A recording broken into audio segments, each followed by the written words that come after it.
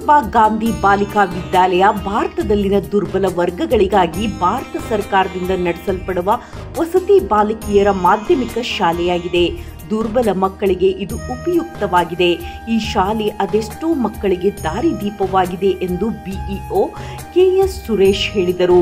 ನಗರದ ಕಸ್ತೂರಿಬಾ ಗಾಂಧಿ ಬಾಲಕಿಯರ ವಸತಿ ಶಾಲೆಯಲ್ಲಿ ಹಮ್ಮಿಕೊಂಡಿದ್ದ ಚಿಣ್ಣರ ಸಂಭ್ರಮ ಕಾರ್ಯಕ್ರಮ ಉದ್ಘಾಟನೆಯನ್ನು ನೆರವೇರಿಸಿ ಮಾತನಾಡಿದರು.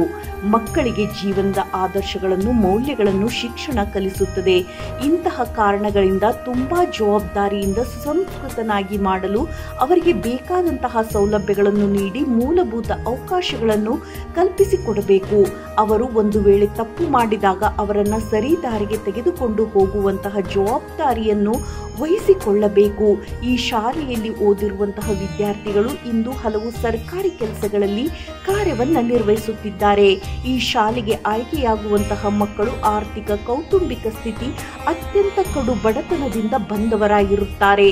ಇಂತಹ ಮಕ್ಕಳನ್ನ ತಿದ್ದಿ ತೀಡಿ ಉತ್ತಮ ಶಿಕ್ಷಣವಂತರನ್ನಾಗಿ ಶಾಲೆ ಮಾಡುತ್ತಿದೆ. ಕ್ಷೇತ್ರದಲ್ಲಿ ಶಾಸಕರು ಸಹ ಶಿಕ್ಷಣಕ್ಕೆ ಹೆಚ್ಚು ಒತ್ತನ್ನು ನೀಡಿ ಸಾಕಷ್ಟು ಶಾಲಾ ಕೊಠಡಿಗಳನ್ನು ನಿರ್ಮಾಣ ಮಾಡಿದ್ದಾರೆ. ಇದು ಸಹ ಕಲಿಕೆಗೆ ಪೂರಕವಾಗಿದೆ ಎಂದರು.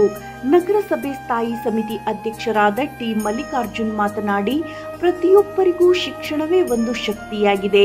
ಎಲ್ಲವೂ ಸಿಗುತ್ತಿದೆ. ಆದ ಕಾರಣ ಪೋಷಕರು ಮಕ್ಕಳನ್ನು ಶಿಕ್ಷಣದಿಂದ ವಂಚಿತರನ್ನಾಗಿ ಮಾಡದೆ ಕಷ್ಟಪಟ್ಟಾದರೂ ಮಕ್ಕಳನ್ನು ಶಿಕ್ಷಣವಂತರನ್ನಾಗಿ ಮಾಡಿ ಅವರ ಗುರಿ ಸಾಧನೆಗೆ ಸಹಕಾರ ಮಾಡಿ ಎಂದರು. ಶಾಲೆಯ ಪ್ರಾಂಶುಪಾಲರಾದ ಚಾರುಮತಿ ಮಾತನಾಡಿ, ಈ ಶಾಲೆಯಲ್ಲಿ ಉತ್ತಮವಾದ ವಾತಾವರಣವಿದ್ದು ಇದು ಒಂದು ವಿಶೇಷ ಶಾಲೆಯಾಗಿದೆ. ಯಾವುದೇ ಭಯಪಡದೆ ಮಕ್ಕಳನ್ನ ಶಾಲೆಗೆ ಸೇರಿಸಿ ಮಕ್ಕಳ ಭವಿಷ್ಯಕ್ಕೆ ಸಹಕಾರ ಮಾಡಿ ಎಂದರು.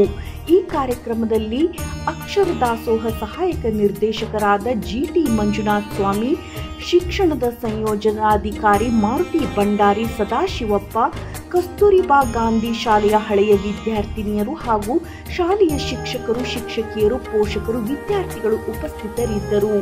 ವರದಿ ಕೆಟಿ ಓಬ್ಳೇಶ್, ನಲಗೇತನಹಟ್ಟಿ.